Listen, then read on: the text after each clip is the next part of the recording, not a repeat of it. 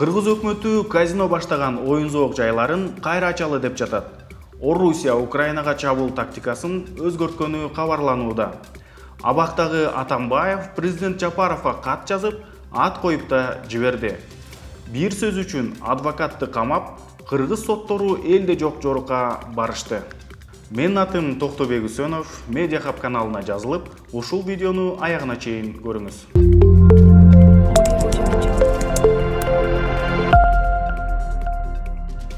Мариуполь шаарын алууга орус аскерлери болушунча аракеттенип жатышат. Ал жакта абал оор, шаар талкаланып, толук курчоого алынган. Бул орус армиясынын Киевти алуу башкы планынан кайтып, тактикасын өзгөртүп, эми алар Украинаны экиге бөлүп алууну көздөп жатканынан кабар берет дейт Алексей Арестович.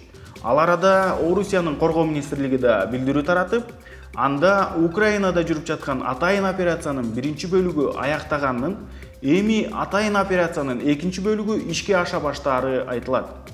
Атайын операциянын экинчи бөлүгү Донбасс Украинанын түштүгүн куткаруу болорун Орусиянын ыкчам башкаруу башкармалыгынын башчысы Сергей Рудской билдирген. Орус армиясынын акыркы күндөрдөгү тактикасынын өзгөрүшү жана Украинанын түштүгүндөгү кол салуунун күчөшү Туркияда боло турган кийинки сүйлөшүүлөрдө утушка ээ болуу үчүн кылынып жаткан аракет деп божомолдойт аскердик эксперт Роман Костенко. Ал тапта Украинанын түштүк чыгышындагы Мариуполь шаарынын абалы дүйнөнү тынчсыздандырууда. Азов полку тараткан бул сүрөттөрдөн турак үйлөр аткыланып, талкаланганы көрүнүп турат. Бул шаарда 1,5 миллиондон ашуун адам жашачу. Алардын көбү шаардан чыгып кетип, учурда 160 миң адам чыга албай турушат. Франциянын тышкы иштер министри Жан-Ив Ле Дриан Мариупольду бир кезде ташталканы чыккан Сириянын Алеппо шаарына салыштырды. Мариуполь шаарына тезинен гуманитардык жардам берилбесе, эң чоң катастрофага кептелет. Дүйнөлүк коомчулук тезинен жардам көрсөтүүсү зарыл дейт француз министри. Ал тапта Владимир Зеленский Эммануэль Макрон баш болгон француз бийлигин катуу сындады. Украинага аскердик жардам көрсөтпөй жатат деген Зеленский анткени Орусиядан коркушат, болгону ошол деп баса белгилеген. Европалыктардын ичинен Зеленский азырынча Британия премьер-министри Борис Джонсонду алкап жатат. Ал арада Орус-Украин кезектеги сүйлөшүүсү 29-30 мартта Туркияда өткөрөөрү белгилүү болду. Президенттик айтыш кызуусунда Атамбаев Жапаровго ат койду. Кыргызстандын мурдагы президенти абактагы Алмазбек Атамбаев Садыр Жапаровдун өзү тууралуу билдирүүсүнө жооп кайтарды. Кагазга жазылып, кийин Фейсбукка терилген узун катында Атамбаев соттон качпаганын, саламаттыгына байланыштуу мен жок өткөргүлө деп арыз жазып бергенин билдирет. Андан ары азыркы президенттен кордук көрүп жатканын жазат. Мени карда жылаңайлак сүйрөп жүргөн офицерлер, аны карап турган бир топ плацтагы адамдар уялып жер карашып жүрөт. Азыркыга чейин буйрук түздөн түз Садырдан келген деп шыбырашат мага. Садыр Жапаровду абакка кескен Кайыпов аттуу сот өзүн да 11 жылга кескенин, бул ушул жашында өмүр бою эркинен ажыратууга барабар экенин белгилейт. Атамбаев, сен абактан демократия деп кыйкырып, бийликке келгенде эле дароо Кокон хандыгын куруп баштадың. Түркменияда убагында түркмен башы болсо, бизге эми кыргыз башы болуң бар. Бирок биздин эл башка, элибиз баардык кыйынчылыкка чыдайт. Бирок адилетсиздикке, зулумдукка чыдабайт деп жазат катынын аягында. Атамбаев Жапаров айтышуусу өткөн аптадан бери күчөдү. Адегенде Атамбаевду сотко мажбурлап алып келишкен. Ич кийимчен сүйрөп чыкты деген мурдагы президент сотко катышуудан баш тарткан. Президент Жапаров Атамбаевтан өч алып жатпаганын, баардык ишти сот чечээрин билдирген. Ал ортодо Атамбаевдин адвокаты вице-премьер Эдил Байсаловду дуэлге да чакырып жиберген.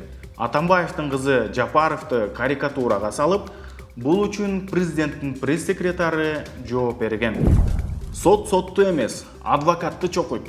Тагыраагы Бишкек шаардык соту адвокат Нурбек Токтакуновду 5 суткага камоо тууралуу 1-май райондук сотунун чечимин күчүндө калтырды. Нурбек Токтакунов 17 марттагы сот отурумунда адвокаттык кылып жатып, Конституцияга каршы келген чечим чыгарганы үчүн сотторду сынга алган. Соттор жеткен паракор, адилетсиз экенин карапайым адамдар эмес, Кыргызстандын дээрлик баардык президенти деле айтып келе жатпайбы? Алардын фонунда адвокат Токтокуновдун сыны өтө жумшак эмеспи? Кантсе да бул укуктук мамлекетпиз деген Кыргызстандын эл аралык чөйрөдөгү аброюна көө шубап атат. Укук коргоочуларды коргоо обсерваториясы, Хельсинки комитети өңдүү эл аралык уюмдар буга нааразылык билдиришти. Сот алдына ким гана барбайт? Нурбек Токтокуновдун окуясы адилетсиз чечим чыгарып жатса дагы сотко кыңк этпегиле, болбосо камаласыңар деген коркунучтуу сигналды берип атат. Оскарда обу жоктоном деп жаакка жеди. Оскар кино сыйлыгын тапшыруу аземи бул ирет мурда болбогон жаңжал менен коштолду. Актер Уилл Смит сахнага чыгып барып, алып баруучуну бетке чаап жиберди. Ага чейин алып баруучу Крис Рок Уилл Смиттин аялынын чачын тамаша кылган болчу. Уилл Смиттин жубайы өзгөчө дарт менен ооруйт. Бул тууралуу ал өзүнүн Instagram баракчасына ролик жарыялап, чачынын түшүп калуусунун себеби оору экенин айткан. Ошол эле учурда Уилл Смит мыкты актер сыйлыгын утуп алышына бул жоругу таасир эткен жок. Баса, бул Уиллдин биринчи Оскары. 2022 жылдын эң мыкты фильми сыйлыгы Кода, Дудук ата-эненин баласы аттуу тасмага ыйгарылса, Иттин бийлиги тасмасы үчүн Джейн Кэмпион эң мыкты режиссер аталды. Чет өлкөлүк фильмдердин арасынан Менин машинемди айда аттуу жапон фильми татыды. Кыргызстандын атынан бул номинацияга Шамбала фильми чыккан болчу. Бирок тилекке каршы тасма Оскар сыйлыгынын номинаттар тизмесине кирбей калган. Доллардын курсу эки башка валютанын көчөдөгү баасы Улуттук банк белгилегенден кыйла арзан. Мисалы, Улуттук банктын сайтында доллар 94 сомдун тегерегинде көрсөтүлгөн. Ал эми жеке банктарда жана акча алмаштыруучу жайларда долларды 85-86 сомдон сатып алып атышат. Рубльдун расмий курсу мурдагыдай эле сомдукунан төмөн. Тагыраагы 1 рубль 98 тыйынга бааланып атат. Валюта рыногунда олку-солкулук Украинадагы согушка байланыштуу түрдүү билдирүүлөр жана чечимдерге карай курс ары бери өзгөрүүдө. Ошол эле учурда валюта көтөрүлгөндө кымбаттаган товарлардын баасы кайра түшкөнү кабарлана элек. Өкмөт оюн-зоок маселелери боюнча мыйзам актыларына өзгөртүүлөрдү киргизүүнү сунуштоодо. Тийиштүү мыйзам долбоору министрлер кабинетинин расмий сайтына коомдук талкууга чыкты. Максаты кризис маалында кошумча каражат таап, бюджеттин кирешесин көбөйтүү деп жазылат. Өкмөт бул мыйзам долбоорун жогорку кеңештин кароосуна киргизип, экономика үчүн өзгөчө маанилүү иш-чара катары ыкчам карап берүүнү сунуштап атат. Буга чейин ушул сыяктуу мыйзамды кароодо коомчулук жогорку кеңешти катуу сынга алган. Анда Ысык көлдүн аймагында туристтер үчүн гана кумаркана ачуу боюнча мыйзам долбоорун Бактыбек Турузбеков менен Дастанбек Жумабеков демилгелеген эле. Президент Садыр Жапаров дагы бул мыйзам тууралуу төмөнкүдөй пикирин билдирген. Рамазан айында мыйзам өтүп атат, анан бул харам деген бул жөн эле сөз да. Мисалы мына, арак сатып атпайсыңарбы? Көчөдө баары эле сатып атат да, жарандарыбыз. Биз андан налог алып атабыз. Бул арам эмеспи? Аксиздерден налог алып атабыз. Чочколордун этин саткандардан налог алып атабыз. Бул да арам эмеспи? Эми казино аларга караганда эми казино адалыраак болуш керек. Эми мен баягы аалым эмесмин, молдо эмесмин. Бирок эми казинодон да алышыбыз керек. Бул жерде миллиард сомдор келет бюджетке. Кыргызстанда казино атайын мыйзамдын негизинде 2012 жылы жабылган.